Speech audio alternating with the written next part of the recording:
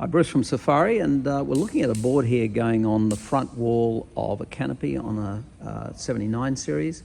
It's for Hound Espresso in WA, and you can see what we've done here is we've just made this perfectly symmetrical with the batteries either side. So we've got 800 amp hours equivalent here, we've got the 6000, we've got the screen standing on a chair out on the board on this side. Kept it very, very simple, very, very clean lines here, all done in black.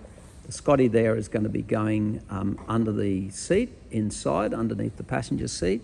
And we've got the breakers there, we've got the fuses there. So this is going to be the passenger side over here, and the espresso machines will be lined up here inside the canopy. And the customers installing this themselves. So it's a shout out to Brett and Brook over there. And this is all ready to ship off to them. GPOs are down here. And I've got to say, how good's that?